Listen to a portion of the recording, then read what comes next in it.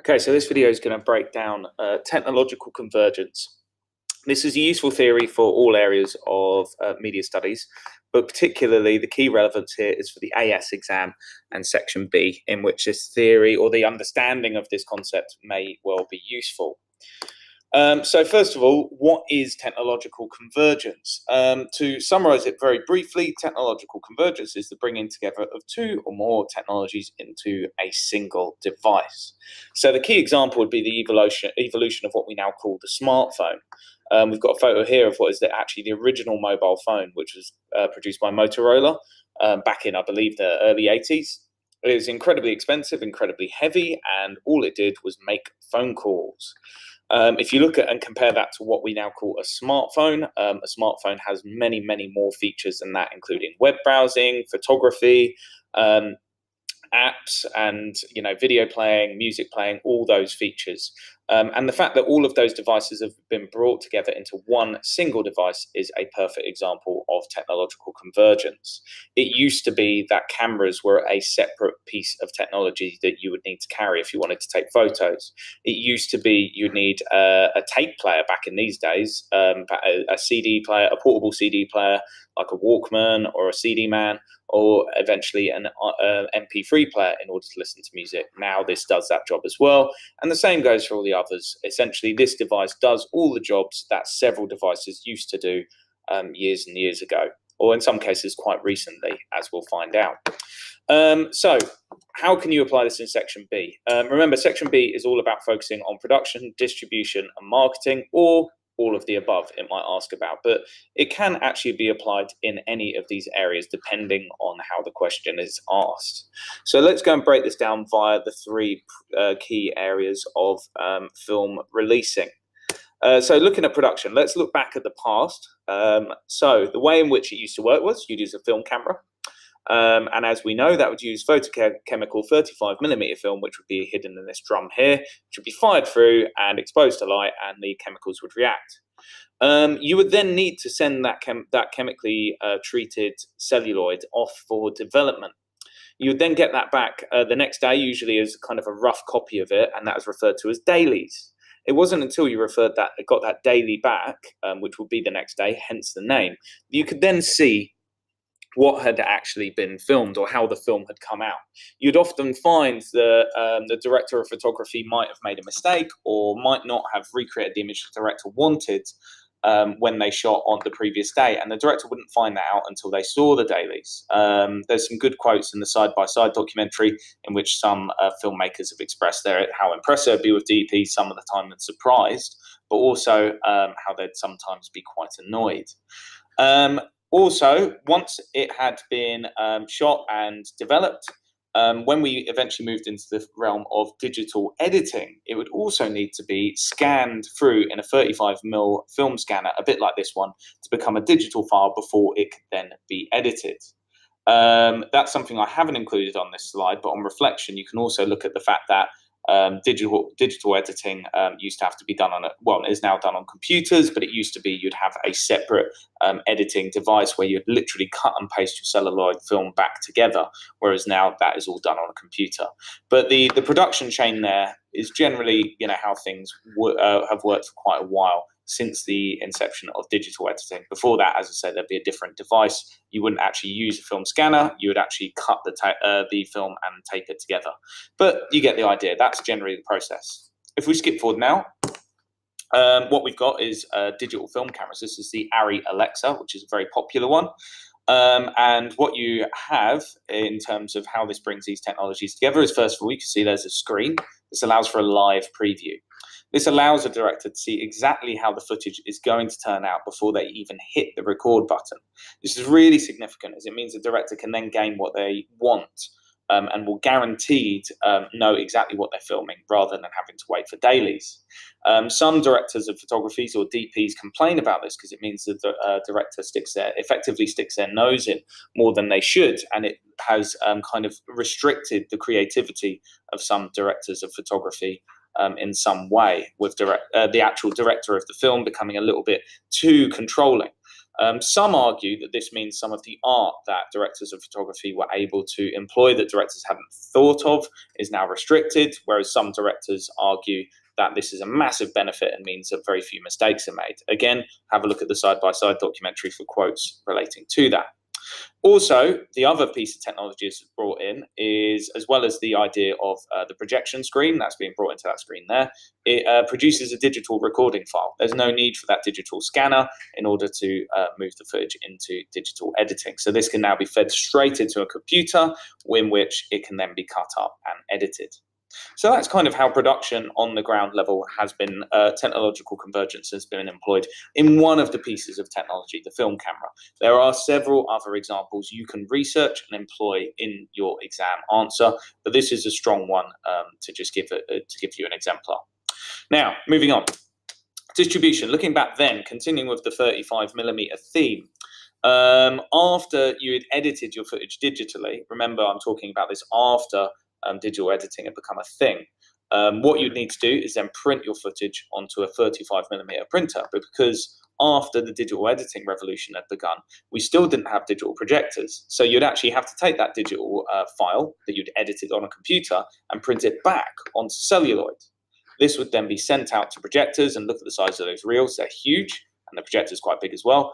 And the projector would then read that film and project it onto a screen. There's a few problems here that used to emerge. First of all, every time you print, they're not going to be the same. We haven't perfected celluloid printing, so you will get what they'd refer to as bad copies or duds, if you want to use the quotation marks. This means that actually there's an inconsistency in the quality of the prints being sent out. So sometimes a cinema goer might go to a film, watch a movie, and realise the quality is lower than it might have been down the road at a different cinema that received a better print. In turn, that film is only useful for digital projection. We actually have had several home mediums over the years, notably Blu-ray and DVD are probably the most popular physical mediums at the moment. So this digitally edited film would need to be printed to Blu-ray discs and DVD video separately. And then you'd also need a device that's capable of reading those mediums. So you actually have several different devices involved in the need for distribution of a film. That is now starting to change. Blu-ray and DVD are still mediums you can purchase. 35mm projectors are far rarer now. That's because we've now moved on to digital cinema projection.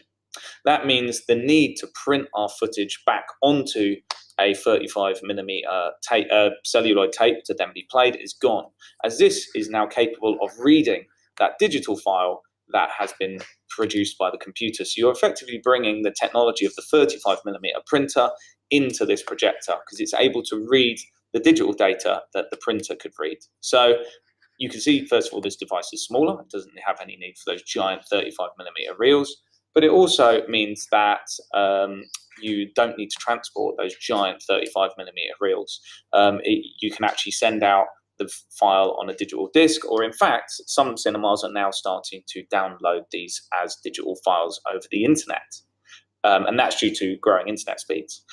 In terms of at home, we now have smart devices as well. These are real game changers. So things like YouTube and Netflix, as example up there, are now accessible from your smartphone. We now have smart TVs. So Android TV is a new thing, which is fantastic. You need no additional device. You can access these apps through your TV. And things like PlayStations and Xboxes now have Netflix apps that you can install and things like that. But essentially what that removes the need for is the need to print a physical medium. So that device is now being taken away and put into here, because these can now read those digital mediums. But also it means that you can watch these, use these different apps, access Netflix video on demand on all of these devices, pause, resume, and access them wherever you want. And that is as a result of digital convergence, the bringing together of the ability to play a digital video file straight into these devices. So that's kind of how distribution within, or that's one example rather, of how distribution within the film industry has changed as a result of technological convergence. Looking at marketing, it kind of all comes down to, my example comes all down to the smartphone again. Smart devices as a whole are now a video player, which means that you can access trailers and things like that on your phone, on your TV, on demand whenever you want. It has internet access, so you can access web pages and things like that that might have marketing material for a film on it. We can access social media whenever we want, so ensuring you can market to people through those social media platforms, either by embracing them wholly and having your own social media pages, or through advertising on those social media platforms. It's also a gaming platform, so several films will now release game tie-ins, not just for games consoles, but also for smartphones through apps, and as I say now, smart TVs as well. So those are a form of marketing.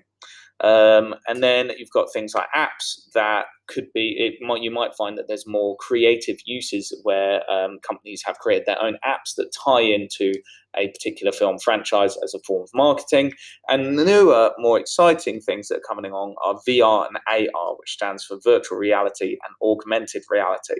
A perfect example of these would be the latest Avengers franchise movies, in which there's soon to be a Iron Man, or at the time of making this video, soon to be the release of an Iron Man virtual reality game, which will make use of your smartphone. And then there is an Avengers AR app, an augmented reality app, where you can take photos of people stood next to banners of the movie or posters of the movie that the app then recognizes and would insert 3D models of your favorite heroes into the photo, and which is an example of augmented reality. Do more research on AR if you're not sure what it is. Sounds a bit complicated, but it's actually a really cool idea.